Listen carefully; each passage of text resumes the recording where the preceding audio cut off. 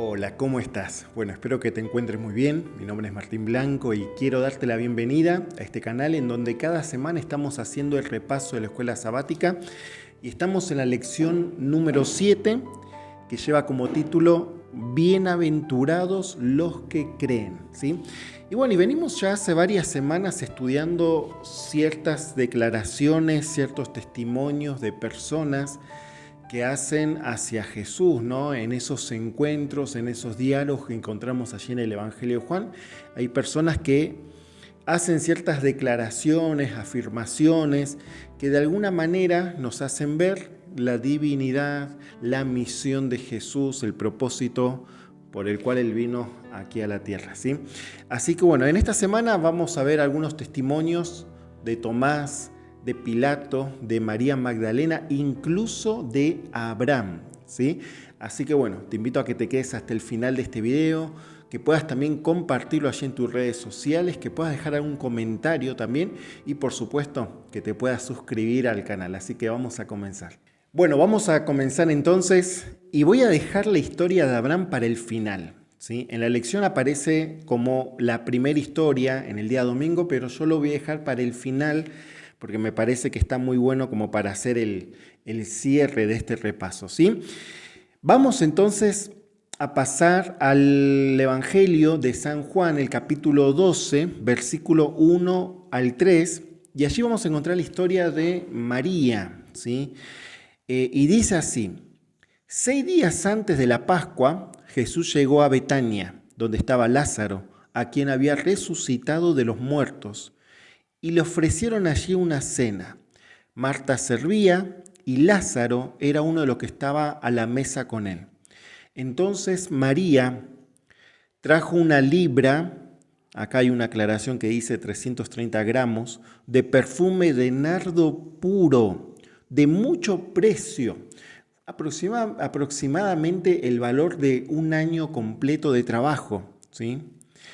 Y dice que ella ungió los pies de Jesús y los enjuagó con sus cabellos, y la casa se llenó de la fragancia del perfume. A ver, acá no hay una declaración verbal, no hay palabras de parte de María, sino que hay una acción de parte de ella y que me parece muy interesante para destacarla, porque creo que encierra una lección importante para la vida de cada uno de nosotros, ¿no? Si nosotros hacemos memoria, vamos a recordar esta familia, me refiero a Marta, María, Lázaro, eran 3 hermanos que vivían juntos en una aldea llamada Betania, y esa familia, estos 3 hermanos, eran amigos íntimos de Jesús. Jesús varias veces solía ir a la casa de ellos, a visitarlos, a pasar tiempo, a conversar. El capítulo 11 de San Juan, el capítulo anterior, bueno, justamente relata la enfermedad de Lázaro y cómo Jesús lo vuelve a la vida de una forma milagrosa, ¿no? La resurrección de Lázaro fue algo que impactó toda la comunidad e incluso llegó a oídos de los fariseos, los sacerdotes de aquella época, y fue lo que de alguna manera detonó la intención de ellos de empezar a planificar la muerte de Cristo, ¿no? Pero bueno, evidentemente esto que hace María es un acto de gratitud hacia Jesús, por lo que él había hecho con su familia, especialmente con su hermano y seguramente en la vida de ella. Hay varios textos en los evangelios. Perdón, esto se me está cayendo. Vamos a acomodarlo para que no se caiga. Bueno, esperemos que quede ahí. Hay varios textos en los evangelios en donde se menciona a María y donde incluso ella había sido también beneficiada, ¿no? con una liberación que Jesús hace en la vida de ella porque estaba atormentada también por espíritus malignos. Bueno, toda una serie de cosas, ¿no?, que le sucedía a María que la llevan a ella a hacer algo especial por Jesús. Y a ella no se le ocurrió mejor idea que comprar un perfume muy caro, muy costoso, como dijimos hace un momento. El precio de ese perfume de nardo puro era el equivalente a un año de trabajo. Entonces, ella en esa cena, preparada especialmente para Jesús, unge de alguna manera el cuerpo de Cristo, ¿no? Acá menciona los pies ella derrama ese perfume y la casa inmediatamente se llenó de esa fragancia. Y qué impactante escena habrá sido para las personas que estaban allí presenciando este momento, ¿no? Porque esto obviamente generó distintos tipos de comentarios, de críticas. Por ejemplo, allí, en esa historia, se comenta también que Judas había hecho un comentario, ¿no? Un pensamiento. Él decía, si ese dinero, ¿no? que costó ese perfume, se hubiera utilizado para otra cosa, hubiera sido mejor utilizarlo para los pobres, decía él, ¿no? Cuando la real intención de él era quedarse con parte de ese dinero, ¿no? Bueno, Jesús da también una respuesta a esos dichos de Judas, ¿no? Pero acá lo importante me parece que es destacar la actitud de gratitud de María hacia Jesús. Yo creo que cuando nosotros reconocemos de alguna manera lo que Jesús hace con nosotros, la misericordia, la bondad, la paciencia que Dios nos tiene, porque no podemos dejar de decir que Dios no nos tiene a nosotros amor, paciencia, misericordia, una serie de bendiciones que nosotros recibimos de parte de Él, no podemos dejar de agradecer. ¿Y cuántas veces nosotros dejamos de agradecer a Dios, dejamos de reconocer lo que Él hace por nosotros? Yo creo que cuando nosotros reconocemos a Dios por lo que Él es por nosotros, por lo que Él hizo y por lo que Él va a hacer, de alguna manera esa gratitud que nosotros manifestamos a Jesús va a alcanzar a las demás personas que nos rodean. Es como el perfume ese de María, ¿no? Que invadió el ambiente donde estaba allí María y todos sintieron el perfume de ese perfume caro de nardo puro, como lo describe allí la Biblia. Cuando nosotros somos agradecidos a Dios, eso se nota, eso se percibe. La gente que está a nuestro alrededor puede percibir que hay algo diferente en nosotros que de alguna manera impacta, llega, influencia a las demás personas.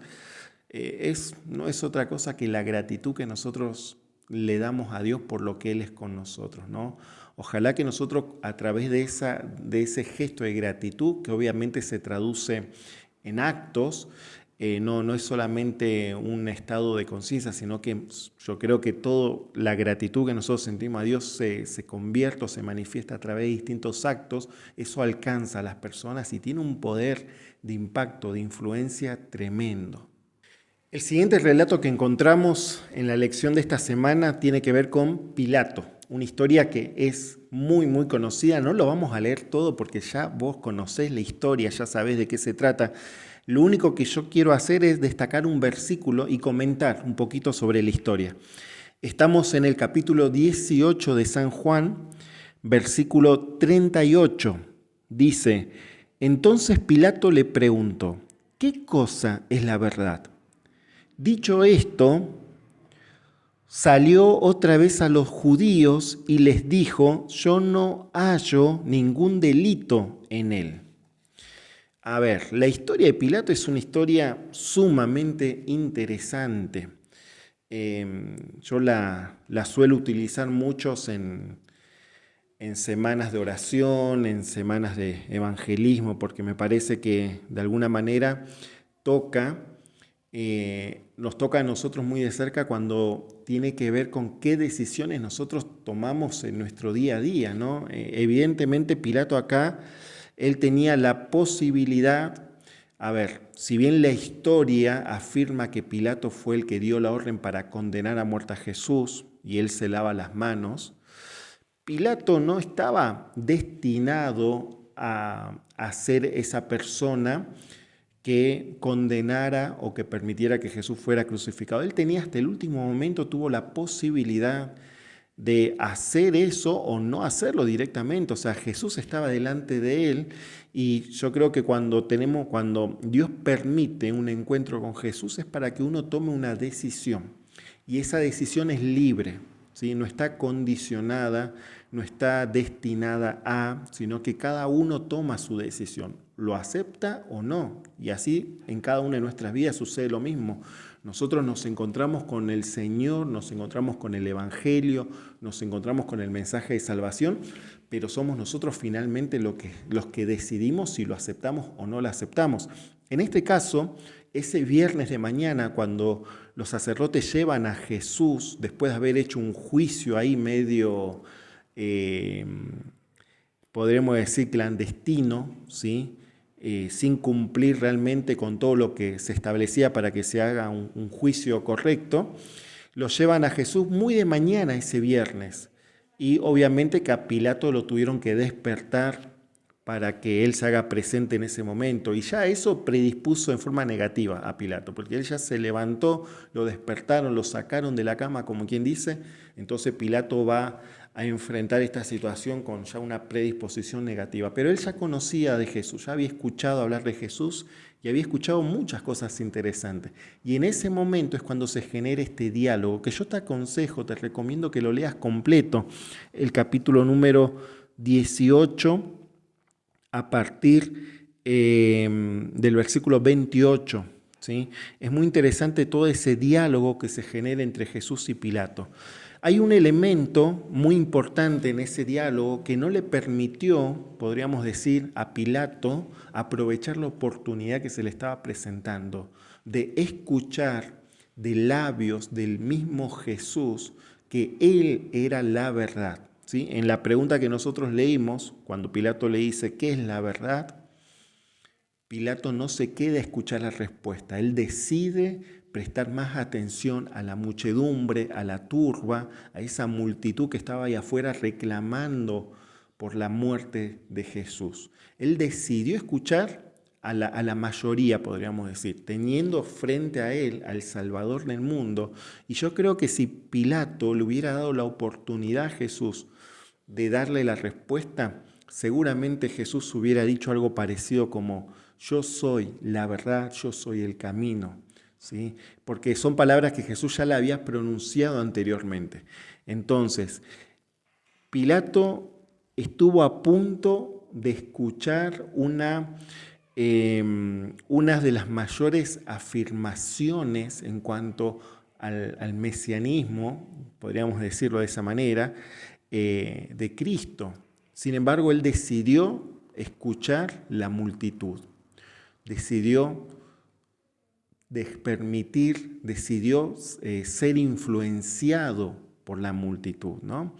Y bueno, conocemos pues la historia de Pilato, cómo finalmente se desarrolla y cuál es finalmente el fin de Pilato, ¿no? Cómo termina él su vida.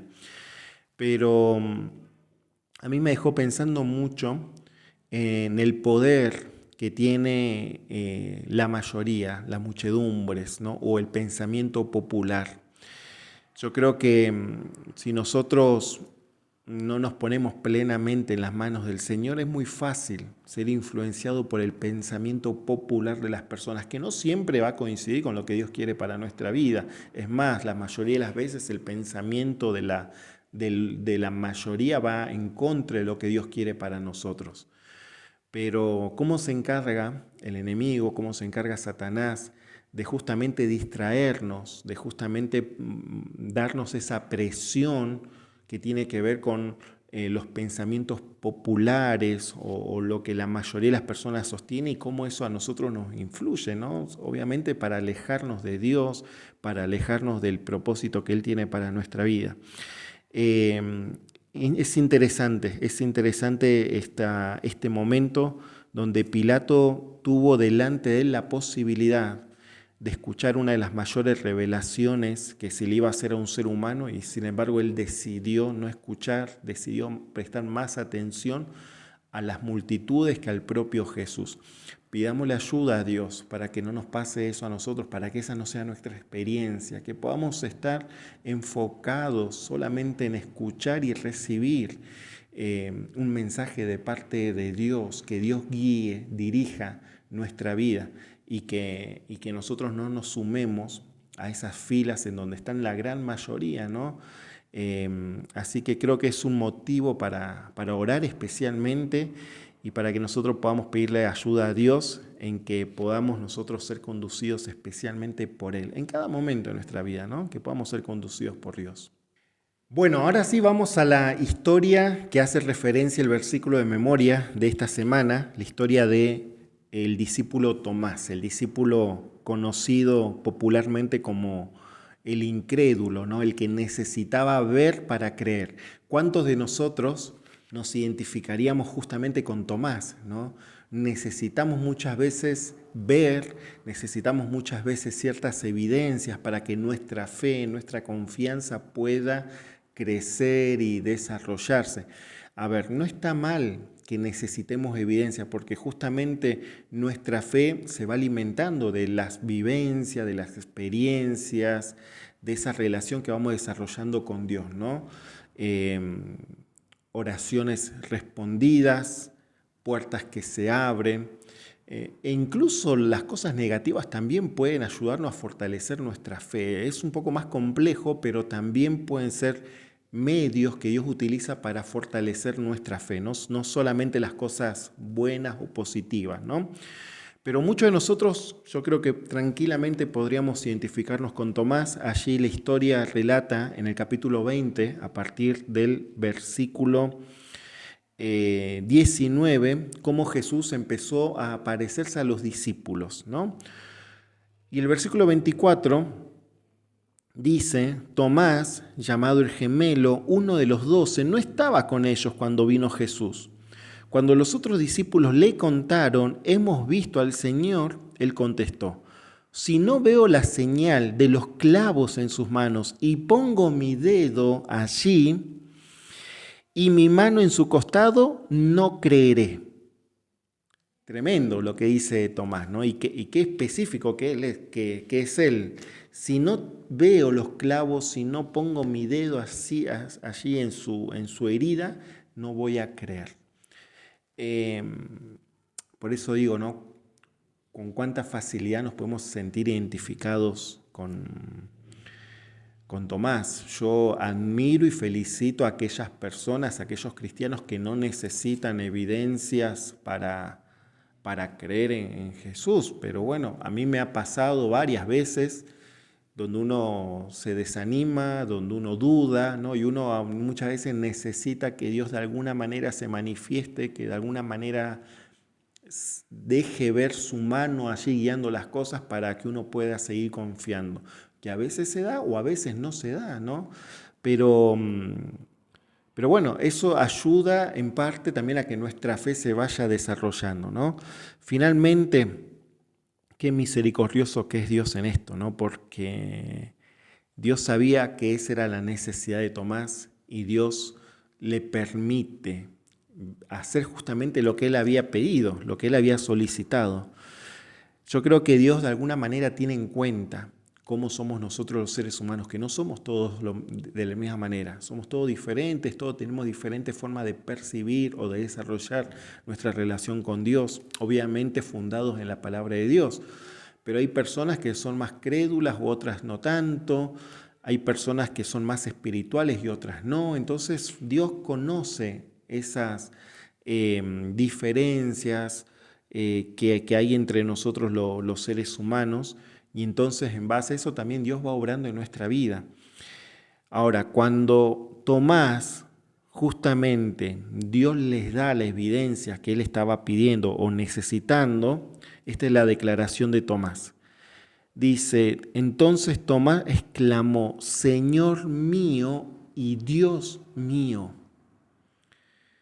Y Jesús le dice: porque me has visto, Tomás, creíste. Dichosos los que no vieron y creyeron.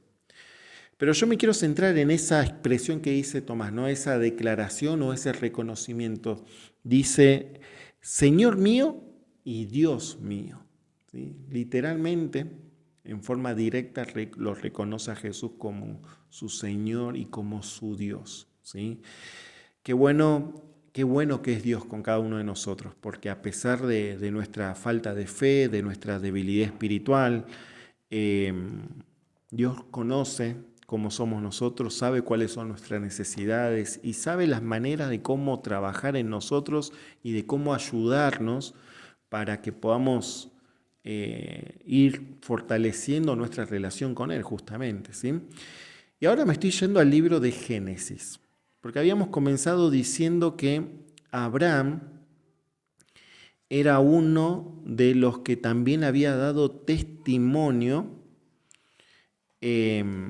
acerca de Jesús. Pero ¿cómo puede ser que Abraham haya dado testimonio de Jesús cuando Abraham vivió muchos años antes que Cristo? Bueno, hay una experiencia en la vida de Abraham que de alguna manera él vio en una forma, a ver, ¿cómo podemos decir? Él vio de alguna manera lo que Jesús iba a hacer aquí en la tierra. ¿Sí? Él tuvo el privilegio de experimentar una situación en su vida muy fuerte, muy impactante, donde Dios le permite ver lo que Jesús iba a hacer, ¿no? Esto aparece en el capítulo 22 del libro de Génesis. Es la historia de Abraham e Isaac. Isaac era el único hijo que Abraham tenía y comienza el capítulo 22 diciendo que Dios probó a Abraham y le dijo: Abraham, y él respondió: aquí estoy. Entonces Dios le dijo: toma ahora tu hijo único, Isaac, a quien tanto amas, y vete a la tierra de Moria y ofrécelo allí en holocausto sobre uno de los montes que te diré. Es tremendo.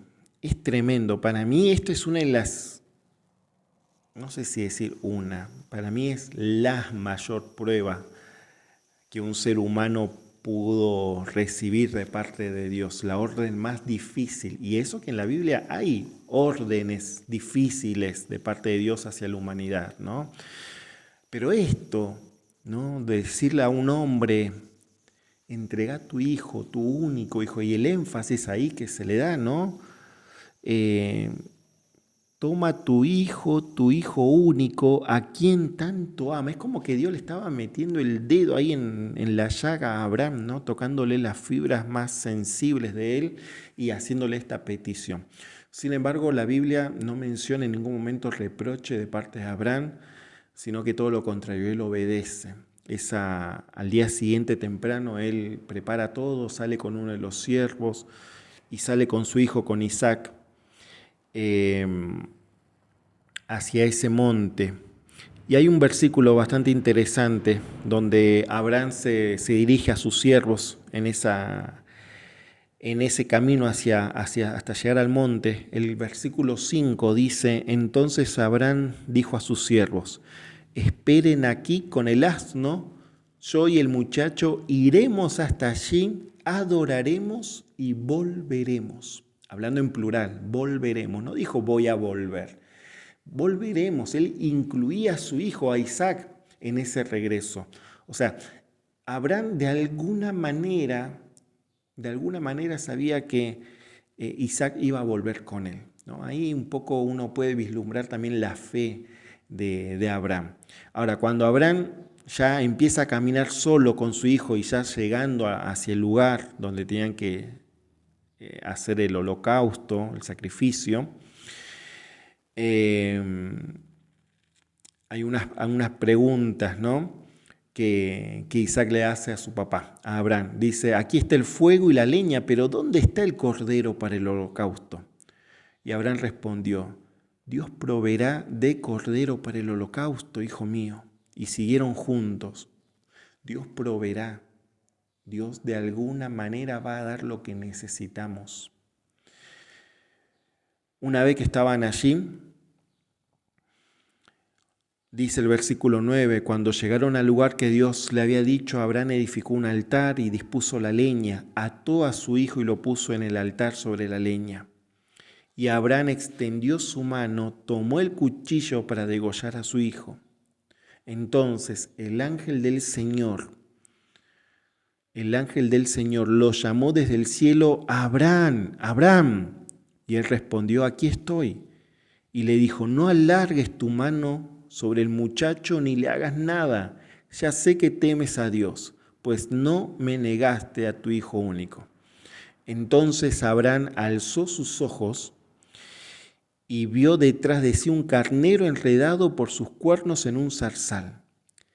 Y Abraham tomó el carnero y lo ofreció en holocausto en lugar de su hijo. Es tremenda la historia esta. La experiencia de Abraham con Isaac en ese momento es algo tremendo, y yo creo que hay una enseñanza muy grande, y a eso apunta un poco la escuela sabática en decir que Abraham de alguna manera testificó también acerca de Cristo, ¿no? Porque en ese mismo monte donde se construyó, o donde Abraham edifica este altar para hacer el sacrificio, muchos años después allí se iba a edificar el templo. Y en ese templo ustedes saben que se llevaron a cabo todos los sacrificios, ¿sí?, que el pueblo de Dios realizaba. Entonces ese lugar donde se edificó ese altar, ese lugar de sacrificio, es un lugar importante, porque la experiencia de Abraham de entregar a su único hijo y de que Isaac fuera sustituido por este carnero, ¿no?, y de que finalmente Isaac no muriera, esa escena apuntaba a Jesús. Jesús iba a ser, y la humanidad, podríamos decir, estaba condenada a morir por el pecado justamente, pero Jesús sustituye dando su vida, muriendo en lugar de nosotros. Por eso, en ese momento, Abraham de alguna manera pudo ver el ministerio de Cristo, el ministerio salvífico de Cristo a nuestro favor. Qué hermoso esto, ¿no? Porque nosotros lo conocemos a Abraham bajo el nombre o el título del padre de la fe. Y realmente, ¿no? O sea, si bien Abraham tuvo sus altibajos, un momento donde también demostró falta de fe, pero esto fue un proceso en la vida de Abraham. Él comenzó, iba avanzando, cayó, se volvió a levantar, siguió avanzando, o sea, todo un proceso, y en ese proceso estamos cada uno de nosotros. Estás vos y estoy yo, y Dios permite que en nuestra vida se vaya generando un proceso espiritual para que podamos ir fortaleciendo, desarrollando nuestra fe, para que en momentos difíciles podamos saber dónde está nuestra vida, quién es el que nos sostiene, el que nos anima a avanzar. Por eso es importante estas palabras de estas personas que declararon, ¿no?, a favor de Cristo en diferentes momentos, y a través de sus acciones nos dan enseñanzas positivas o negativas que nos ayudan a nosotros a saber cuáles son las mejores decisiones que podemos tomar.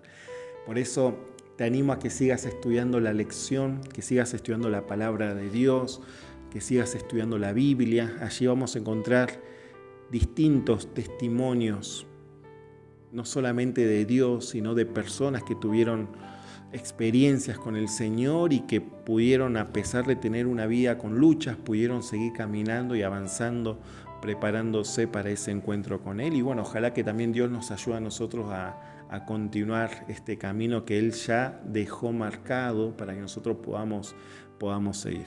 Vamos a hacer una oración para que Dios nos acompañe y Dios nos ayude a poner en práctica, porque eso es lo desafiante, ¿no? No es solamente información teórica, sino poner en práctica lo que Dios nos enseña a través de su palabra. Querido Padre que estás en los cielos, queremos agradecerte mucho por este momento. Gracias porque tú nos ayudas, Señor, a que cada día podamos seguir avanzando a pesar de nuestras luchas, de nuestras debilidades. Tú nos das la fortaleza, la seguridad de que tú vas a nuestro lado, Señor.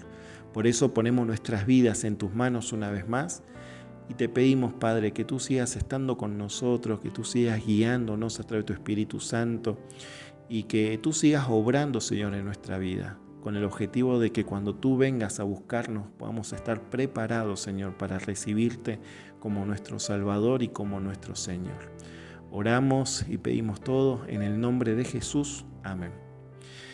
Bueno, familia, nos vemos la semana que viene ya en la lección número 8. Qué rápido está pasando este último trimestre, ¿sí? Ya estamos ahí casi a mediados de noviembre, nos queda un mes y medio y se nos termina el año. Así que bueno, no aflojemos, sigamos adelante, podemos sentirnos cansados, es natural, pero sigamos adelante confiando en Dios, ¿sí?